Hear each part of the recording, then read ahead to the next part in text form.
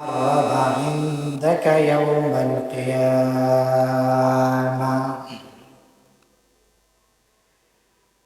মহান আল্লাহ তাআলার দরবারে অসংখ্য অগণিত শুকরিয়া যে আল্লাহ পাক প্রতি জুমার নিয়ে আজকের পবিত্র জুমাতে আমরা কিছু গুনাহগার তার বান্দাদেরকে তার ঘর মসজিদে আসার এবং বসার জন্য যিনি সুযোগ করে দিলেন। আমরা সকলে সেই মহামানবের দরবারে কালিমাতুশ শুকর আদায় করছি আলহামদুলিল্লাহ। সম্মানিত উপস্থিতি, আমরা বিগত বেশ কয়েকটি জুমায় নবী মুহাম্মদুর রাসূলুল্লাহ সাল্লাল্লাহু আলাইহি ওয়াসাল্লামের বিভিন্ন দিক নিয়ে আমরা আলোচনা করছিলাম। আজকে ইনশাআল্লাহ অল্প সময়ের ভিতরে নবী মুহাম্মদুর রাসূলুল্লাহ সাল্লাল্লাহু আলাইহি ওয়াসাল্লামের পবিত্র হিজরতের বিষয়ের উপর ইনশাআল্লাহ অল্প সময়ের ভিতরে আলোচনা করা হবে। ওয়া তৌফিক ইল্লা বিল্লাহ। প্রিয় হাজিরিন, বিশ্ব মানবতার মুক্তির দিশারি সাইয়্যিদুনা হযরত মুহাম্মদুর রাসূলুল্লাহ সাল্লাল্লাহু আলাইহি ওয়াসাল্লাম তিনি দীর্ঘ 13টি বছর মক্কার মধ্যে তিনি কাটিয়েছিলেন। মক্কার মানুষ আল্লাহ রাসূল সাল্লাল্লাহু আলাইহি ওয়াসাল্লামকে নানাভাবে অত্যাচার নিপীড়ন করেছিল। 13টি বছর পর্যন্ত আল্লাহ রাসূল সাল্লাল্লাহু আলাইহি ওয়াসাল্লাম মক্কার মধ্যে ছিলেন। বিভিন্ন প্রান্তরে তিনি দাওয়াতের মিশন নিয়ে তিনি সফর করেছিলেন।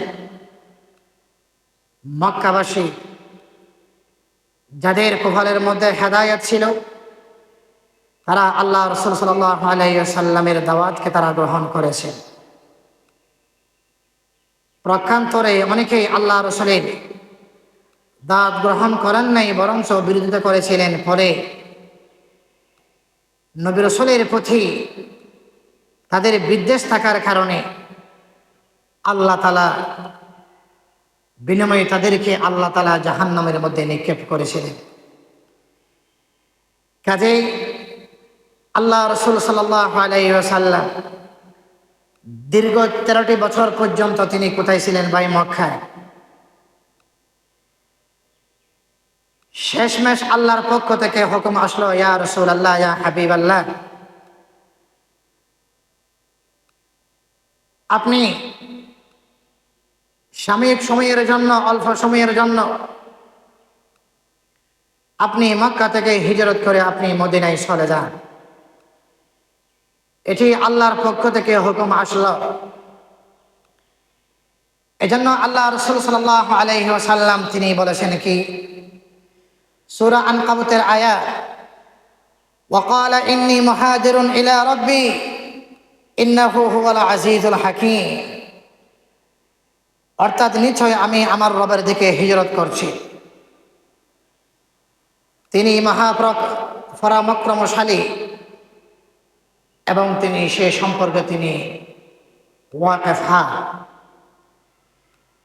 তাহলে 13টি বছর পর্যন্ত আল্লাহ রাসূল সাল্লাল্লাহু আলাইহি ওয়াসাল্লাম ছিলেন মক্কায়। দাওয়াত তাবলীগের নিসবতে তিনি আল্লাহর ওয়াহদানিয়তের কথা, রাসালাতের কথা, নবী মুহাম্মদুর রাসূলুল্লাহ সাল্লাল্লাহু আলাইহি ওয়াসাল্লাম মক্কার অলিতে গলিতে তিনি প্রচার করছিলেন। যাদের কপাল ভালো ছিল তারা নবী মুহাম্মদুর রাসূলুল্লাহ সাল্লাল্লাহু আলাইহি ওয়াসাল্লামের দাওয়াতকে গ্রহণ করেছে।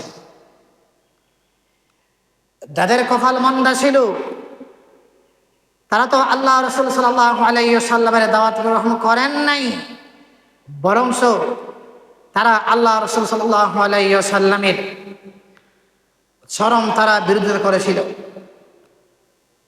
ফলে আল্লাহর পক্ষ থেকে অর্ডার আসলো, ইয়া রাসূলুল্লাহ, ইয়া হাবিবাল্লাহ, আপনি মক্কা থেকে মদিনার উদ্দেশ্যে আপনি যাত্রা শুরু করুন। সুবহানাল্লাহ, সুবহানাল্লাহ। আল্লাহ রাসূল সাল্লাল্লাহু আলাইহি ওয়াসাল্লাম মক্কা ছেড়ে যখন তিনি মদিনায় যাচ্ছিলেন, তিনি বারবার মক্কার দিকে তাকায়, মক্কার দিকে তাকায় বলে আল্লাহ তাআলা আয়াত নাজিল করেছেন, ইন্নাল্লাযী ফারাদা আলাইকাল কুরআনা লারাদুকা ইলা মাআদ। ইয়া রাসূলুল্লাহ, ইয়া হাবিবাল্লাহ, আপনি মক্কাকে ভীষণ ভালোবাসেন, মক্কাকে আপনি ভীষণ পছন্দ করেন। ইয়া রাসূলুল্লাহ, ইয়া হাবিবাল্লাহ, আপনি অল্প সময়ের জন্য হিজরত করলেও দিন শেষে আপনাকে আবার মক্কার মধ্যে আবার নিয়ে আসা হবে। আয়াতের মধ্যে সেই দিকে ইঙ্গিত করা হয়েছে। আল্লাহ রাসূল সাল্লাল্লাহু আলাইহি ওয়াসাল্লাম 13টি বছর পর্যন্ত মক্কার আশপাশ মানুষের, নিজের গোত্রের মানুষের অত্যাচার, নিপীড়ন তিনি সহ্য করেছিলেন। পরে আল্লাহ রাসূল সাল্লাল্লাহু আলাইহি ওয়াসাল্লাম দিন শেষে তিনি মদিনার দিকে যাত্রা শুরু করার জন্য যখন আল্লাহর পক্ষ থেকে অর্ডার আসলো, আল্লাহ রাসূল সাল্লাল্লাহু আলাইহি ওয়াসাল্লাম সাহাবাদের মকবুল জামাতকে তিনি প্রথমে মদিনার উদ্দেশ্যে নবী মুহাম্মদুর রাসূলুল্লাহ সাল্লাল্লাহু আলাইহি ওয়াসাল্লামের আগে তারা অনেকেই চলে গেছেন। এই দিকে একটু খেয়াল করি, আল্লাহ রাসূল সাল্লাল্লাহু আলাইহি ওয়াসাল্লাম হিজরতের আগে দারুন নদওয়ায় আল্লাহ রাসূল সাল্লাল্লাহু আলাইহি ওয়াসাল্লামের দাওয়াতের মিশনকে কিভাবে শেষ করা যায়, আল্লাহ রাসূল সাল্লাল্লাহু আলাইহি ওয়াসাল্লামকে কিভাবে শেষ করা যায়, তারা মক্কার বড় বড় লিডাররা দারুন নদওয়ার মধ্যে তারা পরামর্শ সভা তারা করেছিল।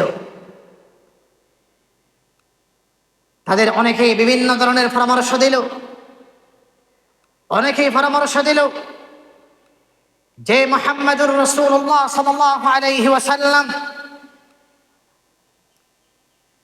তার আগমনের কারণে আজকে আমরা, তার কথাবার্তার কারণে মানুষ দিন বলা হয়ে গেছে, কাজেই মুহাম্মদকে এই মক্কার মধ্যে কোনো অবস্থাতে থাকতে দেওয়া যায় না। কাজে তাকে হত্যা করা হবে, তাকে বন্দী করা হবে, এভাবে তাকে বিভিন্ন ধরনের শাস্তির সম্মুখীন করা হবে। এই প্রস্তাবগুলো যখন মক্কার মধ্যে তারা গোপনে গোপনে ষড়যন্ত্র করেছিল, সব কিছু আল্লাহ জানেন, সব কিছু আল্লাহ শোনেন। আল্লাহ তাআলা আল্লাহ রাসূল সাল্লাল্লাহু আলাইহি ওয়াসাল্লামকে সব কিছু জানিয়ে দিলেন। বললেন, ইয়া রাসূলুল্লাহ, ইয়া হাবিবাল্লাহ, মক্কার কাফেররা তারা আপনার বিরুদ্ধে ষড়যন্ত্র করছে। ইয়া রাসূলুল্লাহ, ইয়া হাবিবাল্লাহ, অতএব আপনি মক্কা ছেড়ে আপনি মদিনায় চলে যান, মক্কা ছেড়ে আপনি মদিনায় চলে যান। মক্কার বিভিন্ন মানুষ, কাফেরদের লিডাররা তারা এক একটি পরামর্শ দিল যেন আল্লাহ রাসূল সাল্লাল্লাহু আলাইহি ওয়াসাল্লামকে শেষ করা যায়। কেউ কেউ পরামর্শ দিল লিইউসবিতু, এই মুহাম্মদকে কোনো একটি ঘরের মধ্যে বন্দী করে রাখা হোক, অথবা তাকে হত্যা করা হোক, অথবা তাকে এই মক্কা থেকে অন্য কোনো জায়গার মধ্যে দেশান্তর করা হোক। প্রিয় হাজিরিন, তাদের এই ষড়যন্ত্রগুলো যখন চলছিল, পরামর্শ যখন হয়েছিল, শয়তান মানুষের শেকেল সূরত ধারণ করে তাদের এই মাজলিসের মধ্যে উপস্থিত হয়েছিল। শয়তান বলেছিল, না, কোনো অবস্থাতেই তোমাদের এই প্রস্তাবগুলো আমার কাছে ভালো মনে হচ্ছে না। দিন শেষে আবু জাহাল পরামর্শ দিল, মুহাম্মদুর রাসূলুল্লাহ সাল্লাল্লাহু আলাইহি ওয়াসাল্লামকে যদি শেষ করা লাগে তাহলে একটি পরামর্শ দেওয়া যায়। এটি হলো মক্কার বিভিন্ন গোত্র থেকে যাচাই বাছাই করে বিচক্ষণ মানুষগুলোকে একসাথে করে সবাই মিলে মুহাম্মদের বিরুদ্ধে একসাথে যদি আমরা আঘাত করি তাহলে মুহাম্মদুর রাসূলুল্লাহ সাল্লাল্লাহু আলাইহি ওয়াসাল্লাম তিনি তাদের সাথে ফিরে উঠতে পারবে না। বনি আব্দে মুনা প্রতিটি গোত্রের বিরুদ্ধে তারা কথা বলতে পারবে না। অতএব আমরা সকলে মিলে আমরা তাকে হত্যা করি। এ পরামর্শ যখন হয়েছিল প্রিয় হাজিরিন, তখন আল্লাহ রাসূল সাল্লাল্লাহু আলাইহি ওয়াসাল্লামের কাছে আল্লাহ তাআলা আয়াত পাঠিয়ে দিলেন, ইয়া রাসূলুল্লাহ ইয়া হাবিবাল্লাহ ওয়া ইয ইয়ামকুরু বিকাল্লাযীনা কাফারু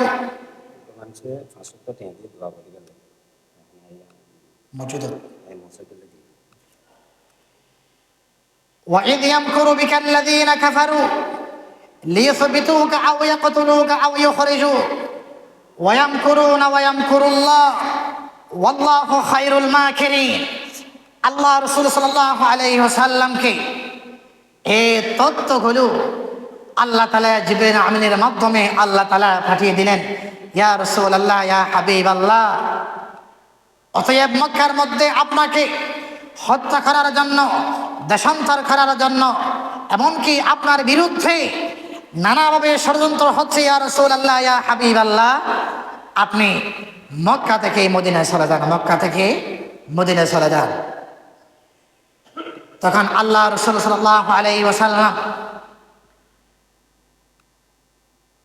আলী রাদিয়াল্লাহু তাআলা আনহুকে বললেন, আলী, আল্লাহর পক্ষ থেকে অর্ডার হয়ে গেছে, আমি মক্কার মধ্যে আর বেশি দিন হয়তো থাকবো না।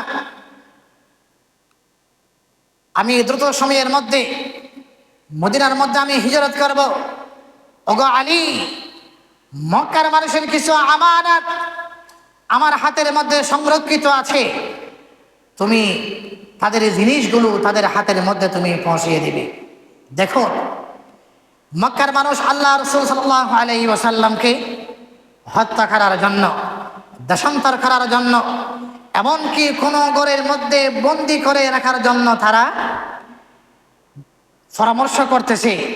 আর ওইদিকে তাদের জিনিসগুলো আল্লাহ রাসূল সাল্লাল্লাহু আলাইহি ওয়াসাল্লামের হাতের মধ্যে আমানত।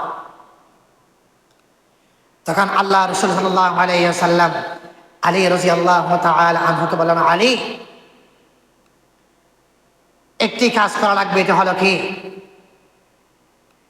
আজকে রাতেই আমরা মক্কা থেকে হিজরত করব। আমি যে ঘরের মধ্যে থাকি, যে রুমের মধ্যে থাকি, যে হাটের মধ্যে আমি শুই, ওই জায়গার মধ্যে তোমাকে শুইতে হবে। একটু খেয়াল করি ভাই, একটু খেয়াল করে। অর্থাৎ আল্লাহ রাসূল সাল্লাল্লাহু আলাইহি ওয়াসাল্লাম যে রুমের মধ্যে থাকতেন, যে কামরায় থাকতেন, যে খাটের মধ্যে শুইতেন, ওই রুমের মধ্যে, কামরার মধ্যে, হাটের মধ্যে শোয়াই দিলেন কারা ভাই? আলী রাদিয়াল্লাহু তাআলা আনহুকে। আল্লাহ রাসূল সাল্লাল্লাহু আলাইহি ওয়াসাল্লাম তিনি একটু পরে বের হবেন, আর মক্কার মানুষের ধারণা হলো কি, ওই রুমের মধ্যে কে আছে ভাই? আল্লাহ রাসূল আছে। অথচ ওই রুমের মধ্যে কে নাই? আল্লাহ রাসূল নাই, শুয়ে আছেন কে? আলী রাদিয়াল্লাহু তাআলা আনহু। মক্কার কাফেররা আল্লাহ রাসূল সাল্লাল্লাহু আলাইহি ওয়াসাল্লামের বিরুদ্ধে এই সিদ্ধান্ত নেওয়ার পর তারা কি করল? আবু জাহাল সহ সবাই মিলে আল্লাহ রাসূল সাল্লাল্লাহু আলাইহি ওয়াসাল্লামের ঘর তারা ঘিরে ফেলল রাতে। আর ওইদিকে আল্লাহর পক্ষ থেকে জিবরাইল আমিন এসে আল্লাহ রাসূলকে বলতেছে, ইয়া রাসূলুল্লাহ, ইয়া হাবিবাল্লাহ, وإذ يمكر بك الذين كفروا ليثبتوك أو يقتلوك أو يخرجوك ويمكرون ويمكر الله والله خير الماكرين। আল্লাহ তাআলা জিবরাইল আমিনকে আল্লাহ রাসূল সাল্লাল্লাহু আলাইহি ওয়াসাল্লামের কাছে পাঠিয়ে দিলেন। বললেন, ইয়া রাসূলুল্লাহ, ইয়া হাবিবাল্লাহ, দারুন নদওয়ার মধ্যে আপনাকে হত্যা করার জন্য, আপনাকে দেশান্তর করার জন্য, দেশ থেকে বের করার জন্য, এমন কি কোন ঘরের মধ্যে বন্দি করে রাখার জন্য দারুন নদওয়ার মধ্যে পরামর্শ হয়েছে। وَإِذْ يَمْكُرُ بِكَ الَّذِينَ كَفَرُوا لِيُثْبِتُوكَ, তাদের মধ্যে কিও পরামর্শ দিল, ইয়া রাসূলুল্লাহ, ইয়া হাবিবাল্লাহ, আপনাকে কোন ঘরের মধ্যে বন্দি করে রাখার জন্য। বর্তমান সমাজের প্রচলিত ভাষা অনুযায়ী আমরা বলতে পারি আয়নাঘর। আল্লাহ রাসূলকে একটি ঘরের মধ্যে বন্দি করে রাখার জন্য পরামর্শ দিল। অনেকে পরামর্শ দিল মুহাম্মদকে হত্যা করা হোক, অনেকে পরামর্শ দিল আল্লাহ রাসূলকে মক্কা থেকে বের করে দেওয়া হোক। এই তত্ত্বগুলো যখন আল্লাহ রাসূলকে দেওয়া হলো, আল্লাহ রাসূল সাল্লাল্লাহু আলাইহি ওয়াসাল্লাম হিজরতের জন্য প্রস্তুতি নিলেন। খেয়াল করবেন, ওইদিকে মক্কার কাফেরদের আমানতগুলো আল্লাহ রাসূলের হাতের মধ্যে ছিল। আল্লাহ রাসূল সবগুলো নাম সহ সবিস্তারে আলী রাদিয়াল্লাহু তাআলা আনহুকে সব কিছু বুঝাই দিলেন। বললেন, আলী, আজকে রাতে আমি সফর করব, আমার কামরার মধ্যে তুমি শুয়ে থাকবে, আমার হুজরার মধ্যে তুমি শুয়ে থাকবে। আলী, আমি চলে গেলে আমার জাতি ভাইদের জিনিসগুলো যেন নষ্ট না হয়, এই জন্য তুমি তাদের নাম ধরে জিনিসগুলো তাদের হাতের মধ্যে দিয়ে দিবে। একটু খেয়াল করে আল্লাহ রাসূল সাল্লাল্লাহু আলাইহি ওয়াসাল্লাম আলী রাদিয়াল্লাহু তাআলা আনহুকে পরামর্শ দিলেন, আলী রে, তুমি আমার হুজরার মধ্যে থাকবে, আমার কামরার মধ্যে থাকবে। মক্কার কাফেররা আল্লাহ রাসূল সাল্লাল্লাহু আলাইহি ওয়াসাল্লামের পবিত্র ঘরখানাকে কি করলেন? ঘিরে রাখলেন। ওইদিকে আল্লাহ তাআলা বললেন, ওগো হাবিব, আপনি একটু কাজ করুন, হাতের মধ্যে কিছু বালি নিন, কিছু দোলা বালি নিন। আল্লাহ তাআলার হুকুম হলো, আল্লাহ রাসূল সাল্লাল্লাহু আলাইহি ওয়াসাল্লাম কিছু দোলা বালি নিলেন, মাটি নিলেন। মাটির মধ্যে আল্লাহ রাসূল সাল্লাল্লাহু আলাইহি ওয়াসাল্লাম সূরা ইয়াসিনের 1 নম্বর আয়াত থেকে ফাআগশাইনাহুম ফাহুম লা ইউবসিরুন, এই আয়াত পর্যন্ত তিনি শুরু থেকে ফাআগশাইনাহুম ফাহুম লা ইউবসিরুন এতটুকু পর্যন্ত তেলাওয়াত করে আল্লাহ রাসূল সাল্লাল্লাহু আলাইহি ওয়াসাল্লাম মাটির মধ্যে ফু দিলেন। একটু খেয়াল করি ভাই, মাটির মধ্যে কি দিলেন? ফু দিলেন। মক্কার কাফেররা আল্লাহ রাসূল সাল্লাল্লাহু আলাইহি ওয়াসাল্লামের ঘরখানাকে কি রাখলেন? ঘিরে রাখলেন। আল্লাহ রাসূল সাল্লাল্লাহু আলাইহি ওয়াসাল্লাম সূরা ইয়াসিনের 1 নম্বর আয়াত থেকে নিয়ে ফাআগশাইনাহুম ফাহুম লা ইউবসিরুন পর্যন্ত তেলাওয়াত করে মাটির মধ্যে তিনি ফু দিলেন। মাটির মধ্যে কি দিলেন? ফু দিলেন। তারপর আল্লাহ রাসূল মাটিগুলো নিক্ষেপ করলেন। কি করলেন? নিক্ষেপ করলেন। নিক্ষেপ করার সাথে সাথে যত কাফেরদের দল আল্লাহ রাসূলকে ঘিরে রেখেছে, তাদের প্রতিটি ব্যক্তির মাথায় গিয়ে মাটিগুলো কি হলো? পড়ল। পরে তারা অন্ধ হয়ে গেল, তারা কিছুই দেখলো না।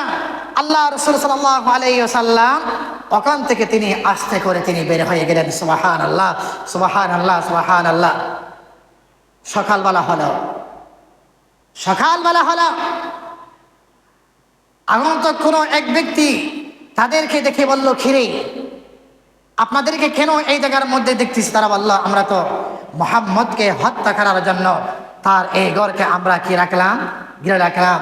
ওই ব্যক্তি খবর দিল, মুহাম্মদুর রাসূলুল্লাহ সাল্লাল্লাহু আলাইহি ওয়াসাল্লাম তো তিনি এখান থেকে চলে গেছেন। সুবহানাল্লাহ, সুবহানাল্লাহ। পরে আলী রাদিয়াল্লাহু তাআলা আনহুকে আল্লাহ রাসূলের হুজরা থেকে বের করে টেনে হিসড়ে খানায়ে কাবার আঙ্গিনা পর্যন্ত নিয়ে গেলেন। আলী রাদিয়াল্লাহু তাআলা আনহু তাদের আমানতগুলো আলী রাদিয়াল্লাহু তাআলা আনহু লিস্টি ধরে নাম ধরে ধরে তাদের হাতের মধ্যে আল্লাহ রাসূলের পক্ষ থেকে আমানতগুলো তাদের হাতের মধ্যে দিয়ে দিলেন। পরে আবার কি হলো খেয়াল করুন, আল্লাহ রাসূল সাল্লাল্লাহু আলাইহি ওয়াসাল্লাম যখন তিনি ওই ঘর থেকে বের হয়ে যাত্রা করলেন হিজরতের উদ্দেশ্যে, মক্কার কাফেররা এলান করে দিল, যে ব্যক্তি আবু বকর এবং মুহাম্মদুর রাসূলুল্লাহ সাল্লাল্লাহু আলাইহি ওয়াসাল্লামের কল্লা কানাকে শরীর থেকে আলাদা করে আমাদের দরবারে আনতে পারবে, তাদের জন্য 100 উট অথবা সেই পরিমাণ সম্পদ তাদেরকে দেওয়া হবে। আল্লাহ রাসূল সাল্লাল্লাহু আলাইহি ওয়াসাল্লাম আবু বকর সিদ্দিক রাদিয়াল্লাহু তাআলা আনহুকে নিয়ে তিনি বের হয়ে গেলেন। বের হয়ে গিয়ে গারে সূরের মধ্যে তারা দুইজন আত্মগোপনে চলে গেলেন। কি হলো, 2-3 দিন পর্যন্ত ওই জায়গার মধ্যে ছিল কাফেরদের দল উট পেতে প্রতিটি জায়গার মধ্যে অনুসন্ধান চালাইতেছে, কোন জায়গার মধ্যে আবু বকর এবং আল্লাহ রাসূল আছে তারা সন্ধান হারাইতেছে। তথ্য নিয়ে তারা এখনো পর্যন্ত তথ্য পাইল না। আবু বকর সিদ্দিক রাদিয়াল্লাহু তাআলা আনহুর ঘরের মধ্যে চলে গেলেন কাফেরদের দল। আবু বকর সিদ্দিক রাদিয়াল্লাহু তাআলা আনহুর মেয়ে আসমা বিনতে আবু বকরকে আঘাত করা হলো, বলা হলো তোমার আব্বা কোথায় একটু বলো। আসমা বিনতে আবু বকর বলল আমার আব্বা কোথায় আমি তো জানি না। বলা হলো যতক্ষণ পর্যন্ত তোমার আব্বার সন্ধান দিবে না অতক্ষণ পর্যন্ত তোমাকে আঘাত করা হবে। আল্লাহর আবাহ মুহাম্মদুর রাসূলুল্লাহ সাল্লাল্লাহু আলাইহি ওয়াসাল্লাম এবং কে ভাই আবু বকর সিদ্দিক গারে সূরের মধ্যে তারা আত্মগোপনের মধ্যে রইলেন। কাফের দল তার এলান করে দিল, যে ব্যক্তি মুহাম্মদুর রাসূলুল্লাহ এবং আবু বকরের কল্লাকে আনতে পারবে তাদেরকে কি করা হবে ভাই? পুরস্কার দেওয়া হবে। কি দেওয়া হবে? পুরস্কার দেওয়া হবে। আল্লাহ রাসূল সাল্লাল্লাহু আলাইহি ওয়াসাল্লাম দুজন মিলেই যখন গারে সূরের মধ্যে অপেক্ষা করতেছিলেন, তখন মক্কার কাফেরগুলো তারা এমন ভাবে অনুসন্ধান চালাইতেছে, বালির চিহ্ন ধরে ফায়ার চিহ্ন ধরে তারা এমনভাবে তারা অনুসন্ধান চালাইতে ছাড়া গারে সুর পর্যন্ত তারা পৌঁছে গেল। ওই গারে সুরের মধ্যে ছিল আল্লাহ রাসূল এবং কে ভাই আবু বকর সিদ্দিক রাদিয়াল্লাহু তাআলা আনহু। তখন আবু বকর সিদ্দিক রাদিয়াল্লাহু তাআলা খেয়াল করেন, আবু বকর সিদ্দিক রাদিয়াল্লাহু তাআলা আনহু আল্লাহ রাসূল সাল্লাল্লাহু আলাইহি ওয়াসাল্লামকে বলতেছে, ইয়া রাসূলুল্লাহ ইয়া হাবিবাল্লাহ, আমি তো দেখতেছি তারা আমাদের খোঁজ খবর নিচ্ছে, এমনকি তারা আমাদের এই গর্ত পর্যন্ত চলে আসছে। ইয়া রাসূলুল্লাহ ইয়া হাবিবাল্লাহ, আমার তো ভয় হয় তারা যদি একটুখানি নিচের দিকে তাকায় তাহলে তারা আমাদেরকে দেখে ফেলবে। সুবহানাল্লাহ সুবহানাল্লাহ। তখন আল্লাহ রাসূল বললেন, উসকুত ইয়া আবু বকর, ইতনানি আল্লাহু সালিসুহুমা। আবু বকর তুমি কি মনে করো এই গর্তের মধ্যে আমি মুহাম্মদ এবং আবু বকর আমরা দুইজন আছি? না, আমাদের সাথে আরো একজন আছে, তিনি হলেন কে ভাই? আল্লাহ। আবু বকর সিদ্দিক রাদিয়াল্লাহু তাআলা আনহু আল্লাহ রাসূলকে যখন বললেন, ইয়া রাসূলুল্লাহ ইয়া হাবিবাল্লাহ, আমরা দুইজন মিলে তো গারে সূরের ভিতরে আছি, গুহার ভিতরে আছি, এখন যদি তারা একটু নিজের চোখখানা নজরের দিকে নিচের দিকে তাকায় তাহলে তো আমাদেরকে দেখবে। আল্লাহ রাসূল সাল্লাল্লাহু আলাইহি ওয়াসাল্লাম বললেন, লা তাহজান ইন্নাল্লাহা মা'ানা। আবু বকর তুমি কোনো টেনশন করো না, তুমি কোনো চিন্তা করবে না, আমাদের সাথে আমরা শুধু দুইজন নয়, আমাদের সাথে যিনি আরেকজন আছেন তিনি হলেন আমার আল্লাহ। আবু বকর সিদ্দিক রাদিয়াল্লাহু তাআলা আনহু ওই গুহার মধ্যে ঢোকার আগে আল্লাহ রাসূলকে বললেন, ইয়া রাসূলুল্লাহ ইয়া হাবিবাল্লাহ, আপনি একটু বাহিরে থাকুন, আমি একটু আগে ভিতরে ঢুকি। একটু ভিতরে ঢুকি আবু বকর সিদ্দিক রাদিয়াল্লাহু তাআলা আনহু গর্তের ছিদ্রগুলো নিজের কাপড় দিয়ে তিনি ছিদ্রগুলো বন্ধ করলেন। দুটি ছিদ্র রয়ে গেল। পরে আল্লাহ রসুলকে বললেন, ইয়া রাসূলুল্লাহ, ইয়া হাবিবাল্লাহ, আপনি আসুন। আল্লাহ রসুল সাল্লাল্লাহু আলাইহি ওয়াসাল্লাম তারপর গুহার মধ্যে আসলে, একটু খেয়াল করি, গুহার মধ্যে আসলেন। আল্লাহ রসুল সাল্লাল্লাহু আলাইহি ওয়াসাল্লাম আবু বকর সিদ্দিক রাদিয়াল্লাহু তাআলা আনহুর উরুর মধ্যে তিনি শুইলেন। ছিদ্র বন্ধ করার জন্য আর কোনো জিনিস নাই। ফলে আবু বকর সিদ্দিক রাদিয়াল্লাহু তাআলা আনহু নিজের পায়ের গোড়ালি দিয়ে ছিদ্রের মুখখানাকে তিনি বন্ধ করে রাখেন। সুবহানাল্লাহ বলেন, সুবহানাল্লাহ। বিষাক্ত সাপ আমরা জানি, বিষাক্ত সাপ অথবা বিষাক্ত কোনো বিচ্ছু অথবা কীট পতঙ্গ আবু বকর সিদ্দিক রাদিয়াল্লাহু তাআলা আনহুর পায়ের মধ্যে কি করলেন? কামড় দিলেন, কামড় দিলেন। খেয়াল করুন, ওই গুহার ভিতরে কেউ ছিল না। আবু বকর সিদ্দিক রাদিয়াল্লাহু তাআলা আনহু পায়ের গোড়ালি দিয়ে ছিদ্রগুলোর মুখ যখন তিনি বন্ধ রাখলেন, বিষাক্ত কোনো কাপড়, কোনো কীট পতঙ্গ কিংবা সাপ আবু বকর সিদ্দিক রাদিয়াল্লাহু তাআলা আনহুর পায়ের গোড়ালির উপর আঘাত করলেন, দংশন করলেন, কামড় দিলেন। আবু বকর সিদ্দিক রাদিয়াল্লাহু তাআলা আনহুর পুরা শরীর ব্যথা হয়ে গেল। সিদ্দিক আকবরের চোখ দিয়ে পানি বের হয়ে যায়। তারপরেও আল্লাহ রসুলকে ঘুম থেকে ডাকে না। আল্লাহ রসুল সাল্লাল্লাহু আলাইহি ওয়াসাল্লাম হঠাৎ করে আবু বকরের সিদ্দিকের চোখের পানি আল্লাহ রসুল সাল্লাল্লাহু আলাইহি ওয়াসাল্লামের পবিত্র চেহারা মুবারক ফরার পর আল্লাহ রসুল সাল্লাল্লাহু আলাইহি ওয়াসাল্লাম বাংলেন। খেয়াল করেন, বিষাক্ত সাপে কামড় দেওয়ার পর আল্লাহ রসুল সাল্লাল্লাহু আলাইহি ওয়াসাল্লাম তো উরুর মধ্যে শুয়ে আছেন। একটু পর দেখলেন আবু বকর চোখ দিয়ে পানি বের হচ্ছে। ওই চোখের পানি আল্লাহ রসুল সাল্লাল্লাহু আলাইহি ওয়াসাল্লামের চেহারার মধ্যে গিয়ে পড়ল। হঠাৎ করে আল্লাহ রসুল ঘুম ভাঙলো, বললেন, আবু বকর কি হইল? কিরে আবু বকর, তোমার চোখ দিয়ে এখানে পানি বের হয়? তখন সিদ্দিক আকবর আল্লাহ রসুলকে বললেন, ইয়া হাবিবাল্লাহ, এই ছিদ্রের একটি মুখ বন্ধ খোলা ছিল, আমি পায়ের গোড়ালি দিয়ে ছিদ্রের মুখ রাখে বন্ধ করে রাখলাম। দেখলাম হঠাৎ করে বিষাক্ত কোনো সাপ অথবা কীট পতঙ্গ কোনো পোকা আমাকে আঘাত করেছে। পরে আমার শরীরখানা কি হয়ে গেছে? ব্যথা হয়ে গেছে। ইয়া রাসূলুল্লাহ, ইয়া হাবিবাল্লাহ, এই জন্য বুঝি আমি আমার চোখ দিয়ে পানি আসে। আল্লাহ রসুল সাল্লাল্লাহু আলাইহি ওয়াসাল্লাম নিজের পবিত্র জবান থেকে তিনি একটু লালা দিয়ে সিদ্দিক আকবরের জহমখানার মধ্যে লালা দিয়ে দিলেন। সাথে সাথে সিদ্দিক আকবর সুস্থ হয়ে গেলেন। সুবহানাল্লাহ, সুবহানাল্লাহ, সুবহানাল্লাহ। আল্লাহ রাসূল সাল্লাল্লাহু আলাইহি ওয়াসাল্লাম মদিনায় চলে গেলেন। খেয়াল করেন, মক্কায় ছিলেন 13 বছর।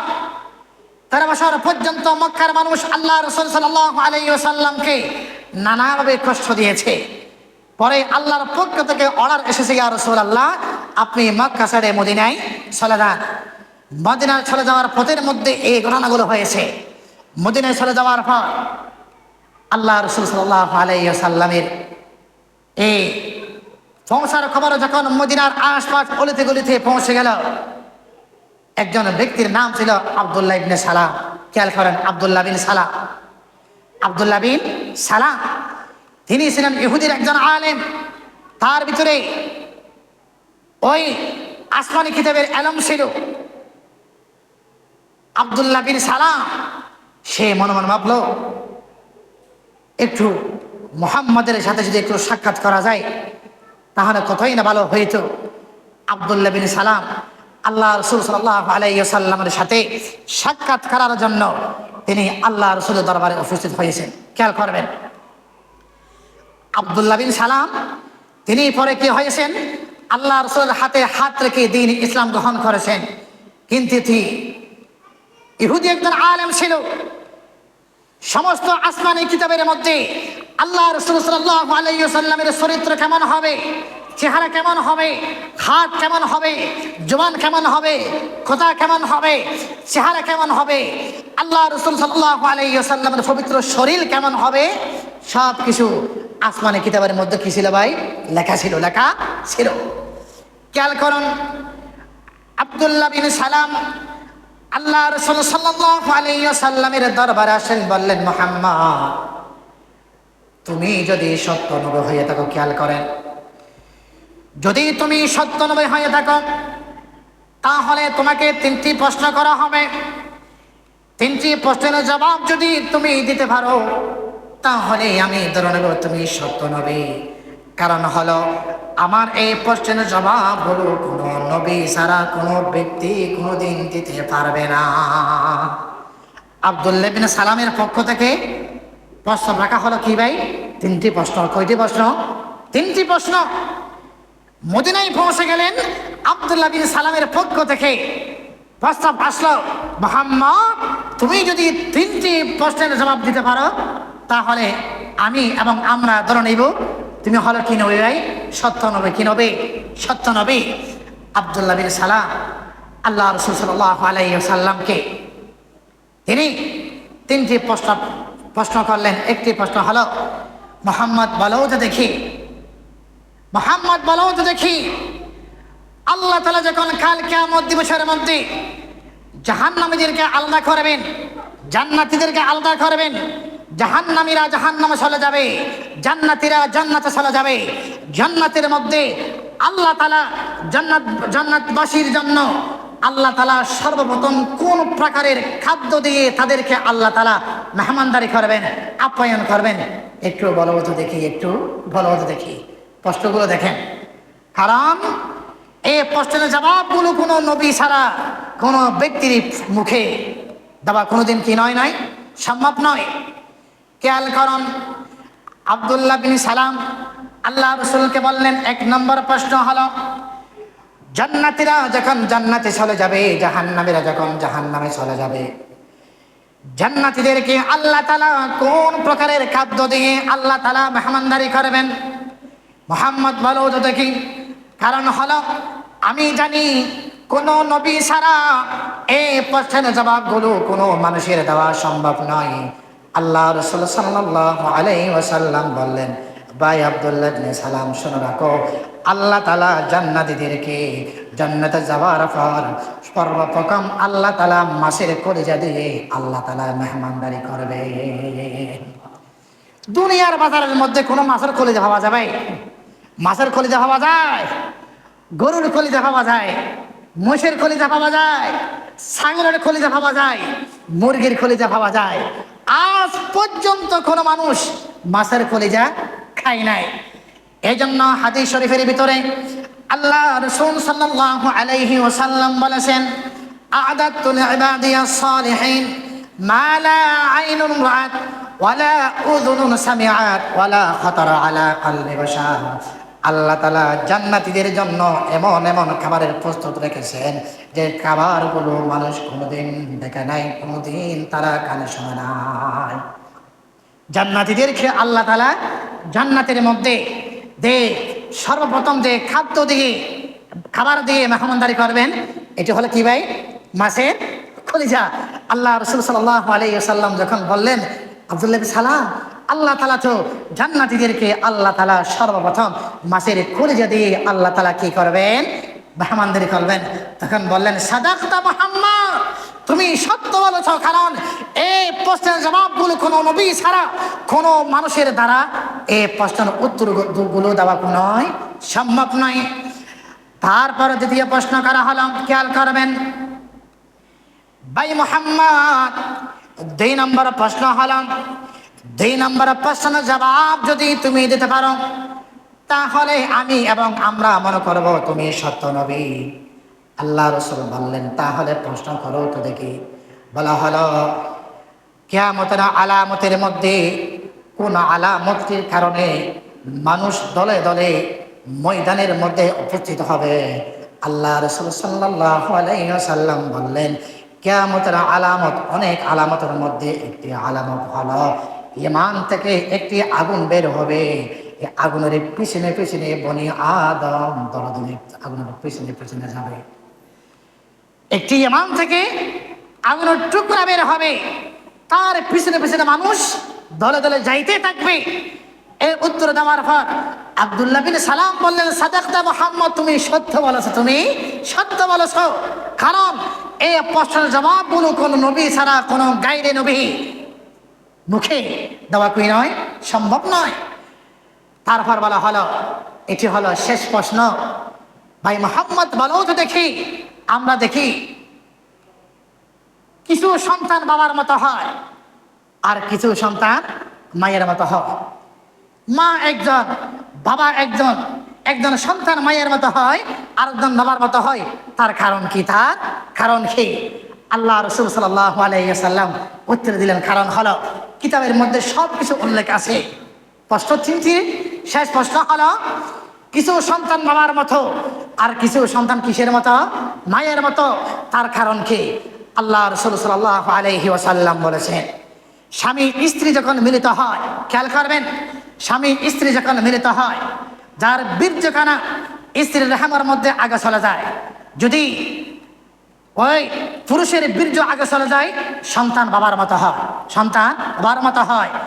স্ত্রীর রেহেমের মধ্যে যদি ওই মহিলার বীর্য আগে চলে যায়, সন্তান কি এর মতো হয় ভাই? মায়ের মতো হয়। এই প্রশ্নের জবাবগুলো যখন আল্লাহ রাসূল সাল্লাল্লাহু আলাইহি ওয়াসাল্লাম দিলেন, বললেন, সাদাকতা মুহাম্মদ, তুমি সত্য বলেছো, তুমি সত্য নবী। আমি জানি তাওরাতের মধ্যে, ইনজিলের মধ্যে, জাবুরের মধ্যে তোমার শেকল সূরত কেমন হবে, তোমার চেহারা কেমন হবে, তোমার হাত কেমন হবে, এমনকি তোমার বংশ কেমন হবে, তোমার বাপ কে হবে, তোমার মা কে হবে, তুমি কোন গোত্রের মানুষ হবে, সব কিছু আল্লাহ তাআলা সমস্ত আসমানি কিতাবের মধ্যে উল্লেখ করে দিয়েছেন। আমি আসমানি কিতাব থেকে দেখে দেখে আমি তুমি যে সত্য নবী, আমি তোমাকে দেখার সাথে সাথে আমি ধারণ করেছি। সুবহানাল্লাহ, সুবহানাল্লাহ, সুবহানাল্লাহ। প্রিয় হাজির, তিনটি প্রশ্নের উত্তর হওয়ার পর আব্দুল্লাহ বিন সালাম বললেন, ভাই মুহাম্মদ, আর একটু দেরি করা যাবে না, আমাকে হাত রেখে একটু কলমা পড়াইয়ে দিন, আশহাদু আল্লা ইলাহা ইল্লাল্লাহু মুহাম্মাদুর রাসূলুল্লাহ সাল্লাল্লাহু আলাইহি ওয়াসাল্লাম। এই জন্য ভাই আল্লাহ রাসূল সাল্লাল্লাহু আলাইহি ওয়াসাল্লামের অনুকরণ, মহাব্বত, উলফত সব কিছু যেন আল্লাহ রাসূলের জন্য হয়, আল্লাহ রাসূলের জন্য হয়। প্রিয় হাজির, আল্লাহ রাসূল সাল্লাল্লাহু আলাইহি ওয়াসাল্লাম আনাস রাদিয়াল্লাহু তাআলা আনহু বলেছেন, আনাস রাদিয়াল্লাহু তাআলা আনহু 10 বছর পর্যন্ত আল্লাহ রাসূলের খাদেম ছিলেন। কয় বছর ভাই? 10 বছর পর্যন্ত আল্লাহ রাসূলের খাদেম ছিলেন। আনাস রাদিয়াল্লাহু তাআলা আনহু বলেন, কিঞ্চিত অল্প সময়ের জন্য কিংবা কোনো কথাবার্তায় আল্লাহ রাসূল আমাকে কোনোদিন এক কথা বলে নাই, আনাস তোমার কাজটি কেন এমন হয়েছে, কেন এমন হয়েছে, এরকম কোনোদিন আমাকে কোনোদিন বলে না। অথচ আমরা আমাদের ঘরে যারা কর্মচারী আছে তাদের অধীনে আমরা চাকরি করি, মানুষ কত কিছু না বলে, আল্লাহ রাসূল সাল্লাল্লাহু আলাইহি চরিত্র, স্বভাব, কথাবার্তা কেমন ছিল। হাদিস শরীফের ভিতরে আছে, আল্লাহ রাসূল সাল্লাল্লাহু আলাইহি ওয়াসাল্লাম তিনি খাদেমদের সাথে সুন্দর ভাষায় কথাই বলতেন, স্ত্রীর সাথে সুন্দর ভাষায় কথা বলতেন। এমনকি কোন এলাকার একেবারে গরিব থেকে গরিব মানুষও যদি আল্লাহ রাসূল সাল্লাল্লাহু আলাইহি ওয়াসাল্লামের দরবারে আসতেন, তিনি তাকে সুন্দর ভাষায় কথা বলতেন, তাকে আপ্যায়ন করতেন, তাকে ইজ্জত করতেন, তাকে কদর করতেন। হাদিস শরীফের ভিতরে আছে, আল্লাহ রাসূল সাল্লাল্লাহু আলাইহি ওয়াসাল্লামের যে গুণাগুণ ছিল তার মধ্য থেকে অন্যতম একটি গুণ হলো ইয়াউদুল মারিস। কোনো ব্যক্তি যখন অসুস্থ হইতো আল্লাহ রাসূল সাল্লাল্লাহু আলাইহি ওয়াসাল্লাম তাকে দেখতে যাইতেন। সুবহানাল্লাহ বলেন। অসুস্থ ব্যক্তিকে দেখতে যাওয়া এটি হলো সুন্নাহ। কোনো অসুস্থ ব্যক্তিকে দেখতে যাওয়া এটি হলো সুন্নাহ। হাদিস শরীফের ভিতরে আছে, কোনো অসুস্থ ব্যক্তিকে যখন আপনি দেখতে যাইবেন, আপনার হাত তার কপালের মধ্যে রাখবেন, আপনার হাত তার কপালের মধ্যে রাখবেন, বলবেন লা বাসা তাহুরুন ইনশাআল্লাহ। হাই ভাই, আপনি কোনো টেনশন করবেন না, ইনশাআল্লাহ আপনি দ্রুত সময়ের মধ্যে আল্লাহ আপনাকে সুস্থ দান করবেন। এইভাবে তাকে অভয় বাণী দেওয়া, কি ভাই? অভয় বাণী দেওয়া। তারপর আল্লাহ রাসূল সাল্লাল্লাহু আলাইহি ওয়াসাল্লাম আর বলেছেন কি, ওয়ায়ুজিবু দাওয়াতাল মামলুক, কোনো কৃত দাস যদিও আল্লাহ রসুলকে দাওয়াত দিতেন, তিনি এই দাওয়াত কি করতেন? গ্রহণ করতেন। আল্লাহ রসুল সাল্লাল্লাহু আলাইহি ওয়াসাল্লাম নিজের স্যান্ডেল নিজে পরিষ্কার করতেন, নিজের কাপড় নিজে পরিষ্কার করতেন, এমনকি পরিবার পরিজনের স্ত্রীর কাজ পর্যন্ত তিনি মাঝে মধ্যে কাজগুলোর মধ্যে কি করতেন? সহযোগিতা করতেন। এটি হলো আমাদের নবী। এই জন্য ভাই আল্লাহ রসুল সাল্লাল্লাহু আলাইহি ওয়াসাল্লামের আখলাক, আদাব, মুআশারাত, লেনদেন, উলফত, মোহাব্বত, এগুলো নিজের ভিতরে তৈরি করা, নিজের ভিতরে কি করা? তৈরি করা। আল্লাহ রসুল সাল্লাল্লাহু আলাইহি ওয়াসাল্লাম আপনাদেরকে বললো আজকে বিশেষ করে তিনটে কথা বলবো। এটি হলো কি? এক নম্বর মেসওয়াক। কি ভাই? মেসওয়াক। মেসওয়াক নিয়মিত রাখবেন। মেসওয়াক পুরুষ হোক মহিলা হোক সবাই ব্যবহার করতে পারবে। মেসওয়াকের কারণে আপনার নামাজের ভিতরে আল্লাহ তাআলা এমনভাবে রূহানিয়ত তৈরি করে দেন, যার ফলে আপনার নামাজ বাড়ি হয়ে যায়। কি হয়ে যায়? বাড়ি হয়ে যায়। এই জন্য ভাই কি করবেন? নিয়মিত কি ভাই? মেসওয়াক। কি ভাই? মেসওয়াক। আসওয়াক মাতাহারাতুল লিল ফামি ওয়া মারযাতুল লিররাব্বি। মেসওয়াকের 70 উপর কি আছে? উপকার আছে। তার মধ্য থেকে একেবারে যে বিষয়টি বেশি আলোচনা রাখেটি হলো কি ভাই? মেসওয়াক করার কারণে মৃত্যুর সময় তার মুখ দিয়ে কলমা বের হবে। সুবহানাল্লাহ। কি ভাই? কলমা বের হবে। মেসওয়াক। 2 নম্বর হলো আমরা যখন ঘরের মধ্যে ভাত খাই, দস্তরখানা। কি ভাই? দস্তরখানা। দস্তরখানা এটি এলাকা থেকে উড়ে গেছে। দস্তরখানা এখন বলতে গেলেই শতকরা 5 জন 10 জনের ঘরের মধ্যে দস্তরখানা আছে কিনা এটি একেবারে উড়ে গেছে। এই জন্য ভাই 100 টাকা দিয়ে একটা সুন্দর কাপড় দিয়ে আপনি ঘরের মধ্যে একটা কি রাখবেন? দস্তরখানা রাখবেন। বিভিন্ন সময় আপনারা আলেম ওলামাদেরকে দাওয়াত করেন, দাওয়াত হারান, আমরা যাই, ওই জায়গার মধ্যে বিভিন্ন গুরুত্বপূর্ণ ব্যক্তিরা উপস্থিত হয়। আপনি আলেম ওলামাদের সামনে খাবার দেন, তখন আমাদের লজ্জা লাগে ভাই, লজ্জা লাগে। দস্তরখানা রাখবেন। কি ভাই? 1 নম্বর হলো মেসওয়াক। 2 নম্বর হলো কি ভাই? দস্তরখানা। 3 নম্বর হলো, এটি আরো গুরুত্বপূর্ণ, এটি হলো ভাই দাড়িগুলোকে লম্বা করে রাখা। আলহামদুলিল্লাহ অনেকের মুখের মধ্যে দাঁড়িয়ে আছে। 1 মুষ্টি দাড়ি রাখাটা হলো ওয়াজিব।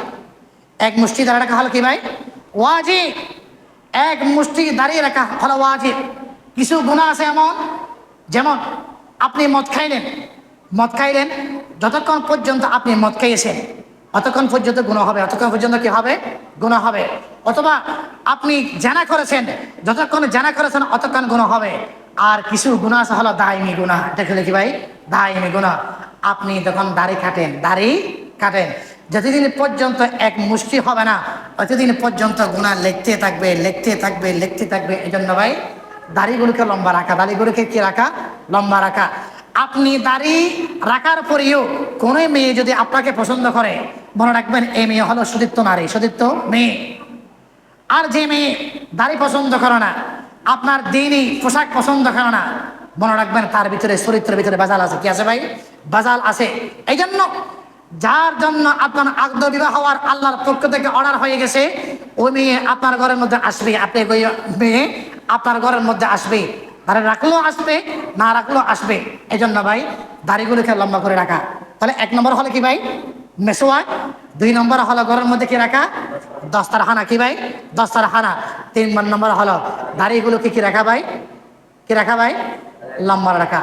আল্লাহ তাআলা আজকের এই সংক্ষিপ্ত আলোচনা বোঝার আমল করার তৌফিক দান করুক। ওয়া আখির দাওয়ানা আলহামদুলিল্লাহি রাব্বিল আলামিন।